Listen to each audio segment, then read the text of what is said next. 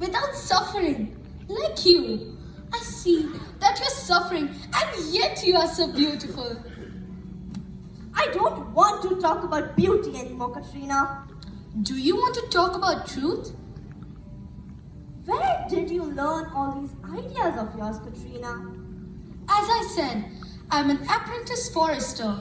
I have learned a little about the cycle of life and death and about the truth of being alive in this world. That's all. Just a little about being alive.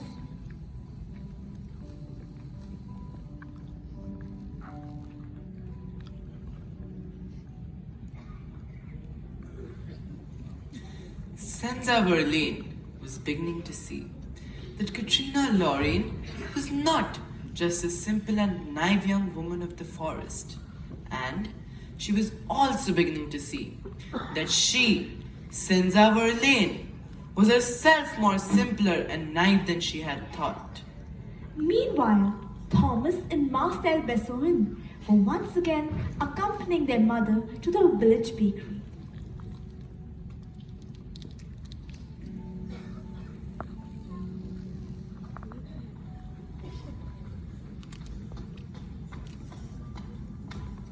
Thomas, please stop your sister from chasing butterflies.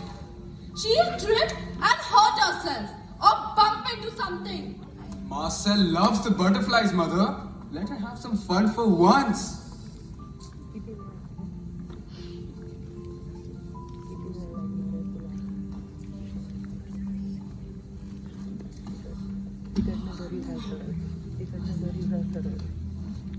How dare you push me? How dare you? I'm sorry. My sister is a deaf mute. She didn't hear you. It was an accident. I'm so sorry. Stella, it's all right. You just lost your balance. That's all. Why did you shout at her like that? I'm not hurt. I'll forgive you for pushing me. I was just surprised. I did not expect to be pushed like that. I told you to watch her, Thomas. Now look what she's done. I'm so sorry, madam. She just forgets to look where she's going.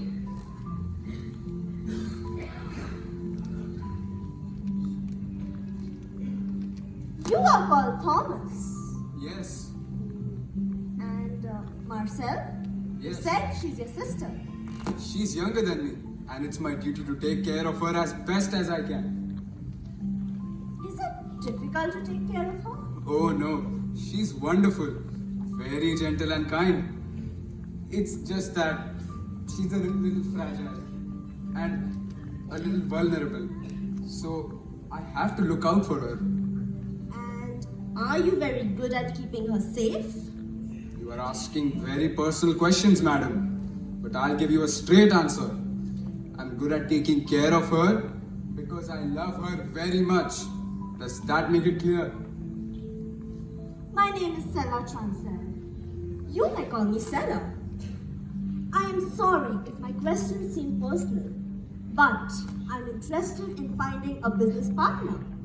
A man I can trust, who can manage people and help me with my investments. But I have no money and no education, Sella. That is not important. Do you know you are facing an opportunity unlike any other you will ever have? I wonder.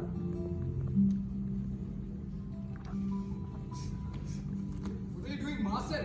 Let go of me. I can see she values you highly, Thomas. Of course she does. She's my sister, for heaven's sake.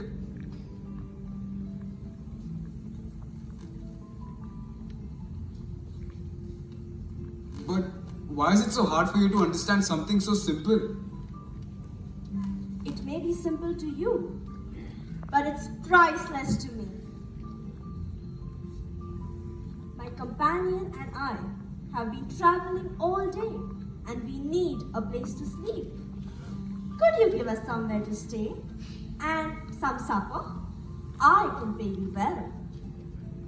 I suppose I could give you each a small space in which to sleep and some supper, if you were willing to pay.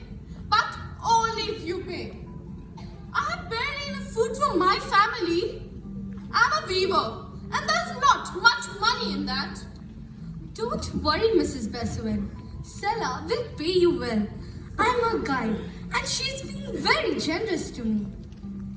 Please don't speak on my behalf, Katrina. I can make my own bargains. Really, Sela? You're so quick to become angry over nothing. I was just complimenting you. Very well. You will stay with us. Come on, Thomas and Marcel. Let's get home and make our guests comfortable.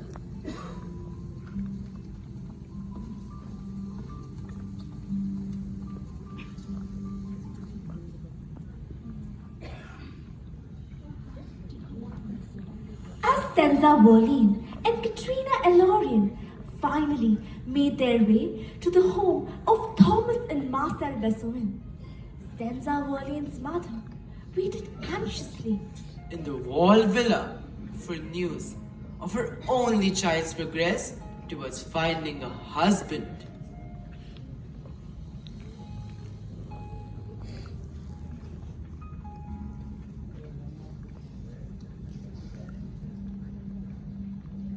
When you attempt to see the future, what happens to you, Morta? It's hard to explain, Baroness. It's somewhat like trying to see the sun behind thick clouds. You know there is something there that is bright and clear, but you have to strain and strain to see it. If you are lucky, the clouds part for just a second and you catch a glimpse of it. But then the clouds are back and it's gone. Do you find it exhausting? Not as exhausting, I'm sure, as your duties ruling this country, your ladyship. Hopefully, I will not have to rule much longer. Hopefully, my daughter and her husband will assume the burden. I have aged far beyond my years.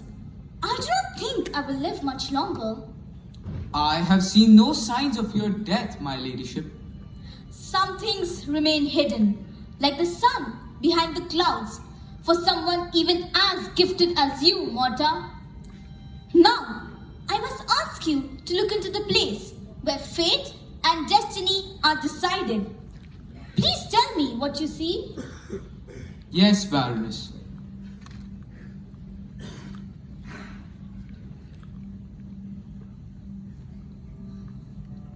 Your daughter, I think your daughter is in the village of Morning Star.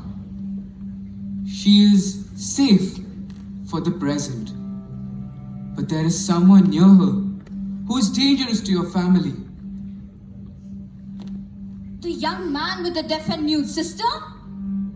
Perhaps, Baroness. I can't be sure. I can't be sure. There are many people around her, but they are shadows. I'm sorry. That's the best I can do. You would not betray me, would you, Morta? What do you mean, Baroness?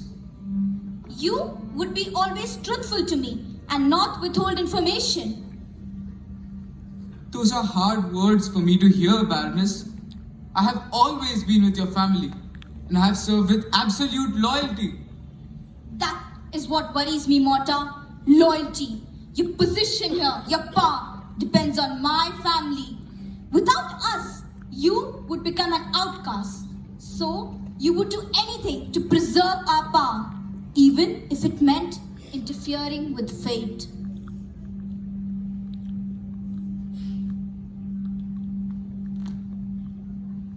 I have sent an assassin to follow your daughter. I have given him orders to kill the man with the deaf and mute sister if your daughter chooses him to be her husband.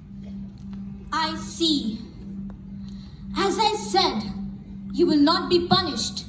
But you and I must leave the villa, just the two of us, and go to my daughter. No one else must know about this. You try to intercede, with fate and destiny. And now we must undo what you have done.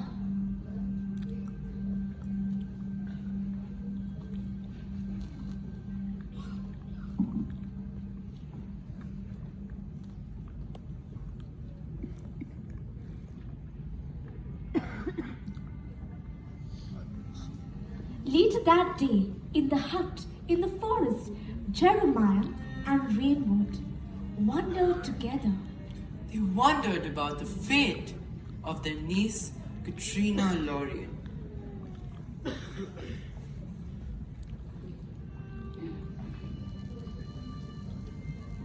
We shouldn't have let Katrina go with Sarah Transel, Jeremiah.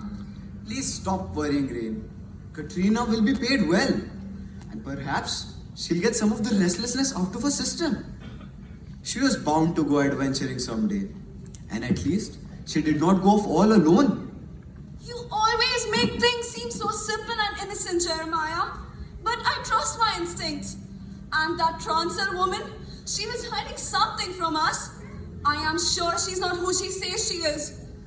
She's a traveling merchant. Perhaps she's wise to keep her identity secret. The country is full of thieves and tricksters. Let me put it bluntly, Jeremiah. Katrina's life is in danger. Don't ask me how I know, but I know. Now, I am going to Morningstar to find her at first light. You can come with me if you want. But whether you're coming or not, I am going, and that's that. You'll just make a fool of yourself. Going all that way for nothing. And you'll embarrass Katrina too. Turning up in Morningstar like an overprotective old hen. You claim to be a wise man, Jeremiah Wood, but sometimes you are a fool. Yes, a fool. You spend all your time in the forest where you can hide from the world. You are afraid of the pain and chaos of human relationships. You are afraid of the darkness that lies within every human heart. Now you can come with me or not. Alright, I'll go with you.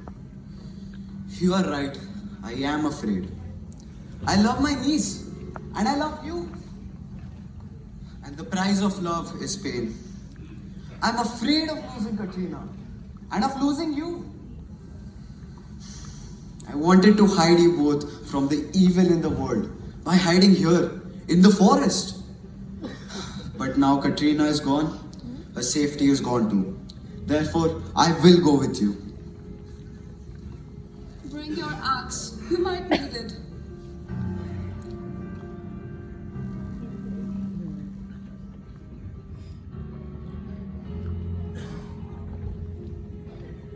And so, the stage was set for a collision of many troubled hearts and minds in the little village of Morningstar. Night passed, and by the time the sun rose and the first beams traveled through the dusty windows of Kella Bessoen's hut, Senzawoli knew who she wanted to marry.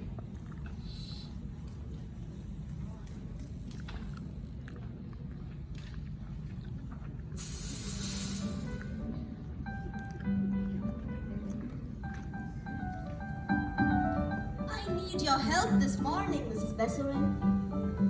I'm happy to help you any way I can. If you can pay me as handsomely as you did for bed and supper last night. You are a very different kind of woman than the one I met in the forest. What do you mean? She did not keep asking me for money. Some women are fools. Perhaps, but it's hard to say. Who's the fool?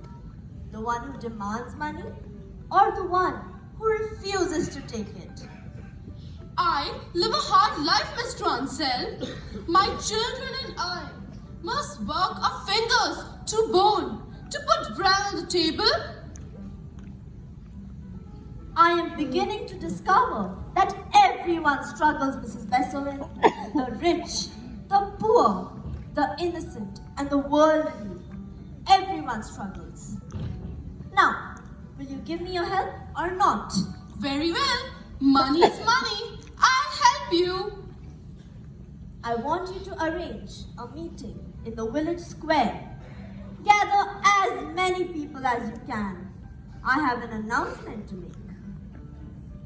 That's very unusual. What kind of announcement? You will find out at the same time as everyone else. Now please carry on my request. Like I said, it will cost you.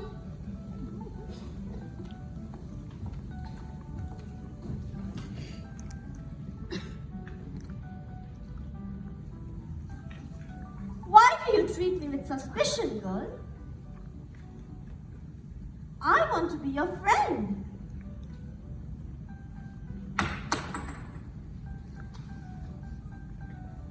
All right, you won't accept my gift, but I'll keep trying, and one day you'll take it.